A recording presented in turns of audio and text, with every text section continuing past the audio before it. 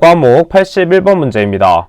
3지역에 있는 공공폐수처리 시설의 방류수 수질 기준으로 알맞은 것을 찾는 문제입니다.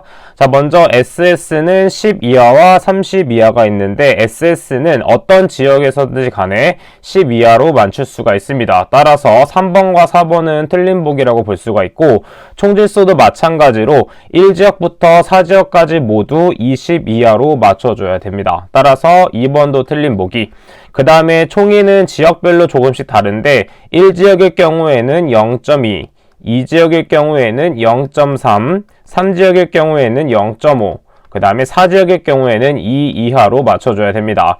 따라서 SS와 총질수는 고정된 값, 총위는 지역에 따라서 달라진 부분을 같이 암기를 해주시면 되겠습니다. 따라서 정답은 1번이 된다라고 볼 수가 있겠죠. 84번 문제 보도록 하겠습니다. 자, 낚시 좋아하시는 분들 잘 봐주셔야 됩니다. 낚시 제한 구역에서의 낚시 방법 제한 사항에 관한 기준으로 아닌 것을 찾는 문제가 되겠습니다. 자, 한 명당 4대 이상의 낚싯대를 사용하는 행위를 해서는 안 되고, 2번 낚싯바늘을 끼워서 사용하지 아니하고 떡밥 등을 던지는 행위 또 안 됩니다. 그 다음에 3번 한 개의 낚싯대에 3개의 낚싯바늘을 떡밥과 뭉쳐서 미끼로 던진 행위가 아니라, 자, 5개 이상의 낚싯바늘을 떡밥과 뭉쳐서 미끼로 던진 행위는 금지되어 있습니다. 따라서 이때 3개로 나와 있기 때문에 3번이 정답이 된다라고 찾아낼 수가 있겠죠. 86번 보도록 할게요. 수질 및 수생태계 환경 기준 중 하천의 사람의 건강보호 기준으로 옳은 것을 찾는 문제가 되겠습니다.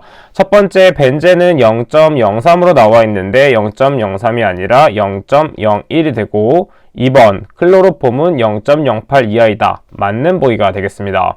3번, 비소는 검출되어서는 안 되고 검출 한계가 0.01로 주어져 있는데 비소는 검출되어서 안 되는 부분이 아니라 0.05로 주어져 있습니다. 자, 그 다음에 음이온 계면활성제는 따로 언급이 되지 않기 때문에 언급을 할 필요가 없죠. 자, 그래서 1번과 3번에 대한 것은 암기해줘야 되고, 지금 보게 되면 검출되어서 안 되는 녀석이 총 4가지가 있는데, 첫 번째가 PCB, 두 번째가 유기인, 세 번째가 수은, 그 다음 마지막이 시안이 되겠습니다. 자, 검출되어서는 안 되고 검출 한계로서는 자, 몇이 되냐면 PCB는 0.0005, 그 다음 마찬가지로 유기인도 같은 값을 나타내고 있고, 그 다음에 수은은 0.001, 그 다음에 시안은 0.01이 되겠습니다. 자, 검출되어서 안 되는 물질 4가지 중요하기 때문에 반드시 체크하고 암기를 해주시면 되겠습니다. 87번 문제 보도록 하겠습니다. 사업장별 환경기술인의 자격기준에 관한 내용으로 틀린 것을 보도록 할게요. 1번, 대기환경기술인으로 임명된 자가 수질환경기술인의 자격을 함께 갖춘 경우에는 수질환경기술인을 겸임할 수 있습니다. 2번, 공동방지시설에 있어서 폐수 배출량이 1종, 2종 사업장 규모인 경우에는 3종 사업장에 해당하는 환경기술인을 선임할 수 있다고 했는데, 자, 이때는 1종, 2종 사업장이 아니라 4종, 5종 사업장으로 바꿔주셔야 됩니다. 자, 그래서 틀린 보기는 2번이 된다. 자, 나머지 보기는 가볍게 읽어주시면 되고, 그 다음에 4번 보기에서 중요한 것은 특정 수질 유해물질이 포함된 1일 10m 세제곱 이하의 폐수를 배출하는 사업장의 경우에는 그러지 아니하다. 자, 그래서 이 부분을 밑줄 쳐서 따로 정리해서 암기를 해주도록 하겠습니다.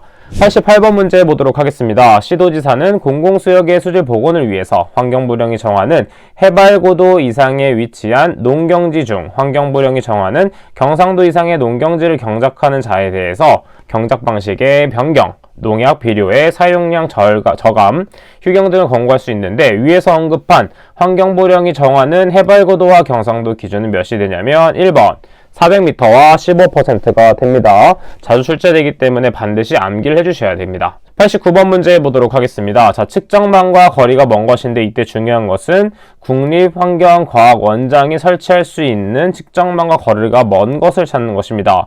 지금 보게 되면 1번, 2번, 4번에 대한 보기는 맞는 보기가 되고, 3번 보기 도시마천에 대한 측정망은 국립환경과학원장에 대한 설치할 수 있는 측정망에 해당되는 것이 아니라 시도지사에서 설치 운영하는 측정망의 종류가 되겠습니다. 자, 그래서 3번 보기가 틀린 보기가 된다. 그 다음에 교재를 가지고 계신 분들은 해설 부분을 모두 암기를 해주시면 되겠습니다. 91번 문제 보도록 하겠습니다. 환경부 장관 또는 시도지사는 수질오염 피해가 우려되는 하천 호소를 선정하여 수질오염 경보를 단계별로 발령할 수 있습니다. 수질오염 경보의 경보 단계별 발령 및 해제 기준이 바르지 않은 것을 찾아보도록 할게요. 먼저 관심일 경우와 경계, 조류에 대한 보기는 모두 맞습니다.